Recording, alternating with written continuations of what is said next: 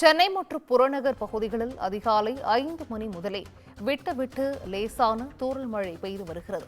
D நகர், சூளைமேடு, பெரம்பூர், ராயப்பேட்டை, வடபழனி, நுங்கம்பாக்கம் உள்ளிட்ட முக்கிய இடங்களில் தூறல் மழையானது பெய்து வருகிறது. சென்னை புறநகர் பகுதிகளான கிண்டி, ஈக்காட்டுத்தாங்கல், மீனம்பாக்கம் உள்ளிட்ட இடங்களிலும் லேசான மழை பெய்து வருகிறது.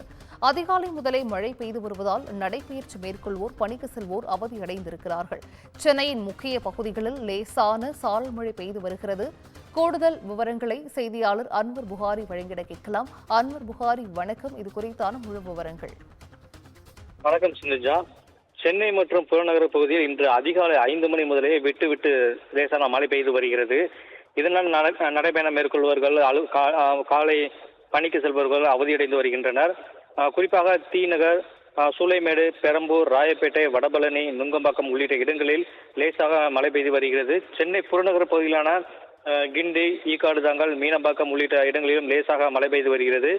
அதிகாலை முதலே மழை பெய்து வருவதால் நடைபயிற்சி மேற்கொள்வோர் மற்றும் பணிக்கு செல்வோர் மற்றும் சந்தைக்கு செல்பவர்கள் அவதியடைந்து வருகின்றனர்.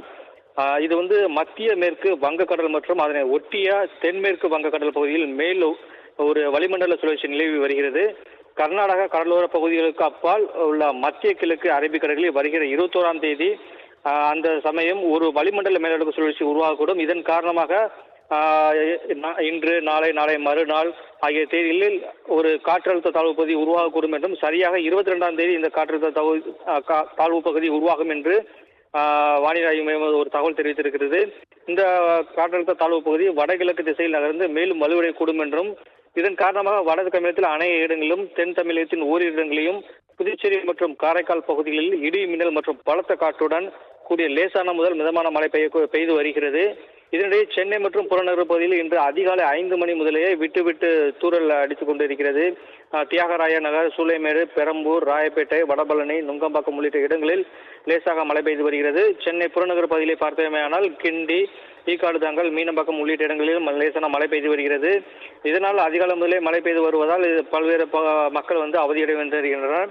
தமிழகத்தில் இன்று கோயம்புத்தூர், திருப்பூர், தேனி, திண்டுக்கல், ஈரோடு, கிருஷ்ணகிரி, தர்மபுரி, சேலம், திருப்பத்தூர் மற்றும் வேலூர், ராணிப்பேட்டை மற்றும் திருவண்ணாமலை உள்ளிட்ட 12 மாவட்டங்களில் ஓரிரு இடங்களில் இன்று கனமழையும், நீலகிரி மாவட்டங்களில் ஓரிரு இடங்களில் கனம் முதல் மிக கனமழை பெய்யக்கூடுவதாகும் என்று வானிலை ஆய்வு மையம் ஒரு தகவலை தெரிவித்திருக்கின்றது.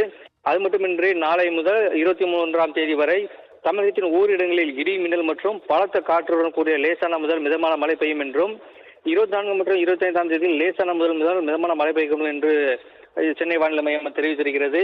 இந்த நிலையில் தற்போது சென்னை உள்ளிட்ட பல்வேறு இடங்களில் பரவலாக மழை பெய்து வருகிறது. சென்னை பார்த்தீங்கன்னா அண்மையில் கத்திரி வெயில் சுட்டரித்தது. இதனால் எரிதடி மழை என்று சென்னை வாசிகள் குமுறிய நிலையில் இந்த கோடை வெயில் அவர்களுக்கு ஆசுவாசப்படுத்தி இருக்கிறது. சிந்துஜா, விவரங்களை வழங்கியமைக்கு நன்றி அன்வர் புகாரி.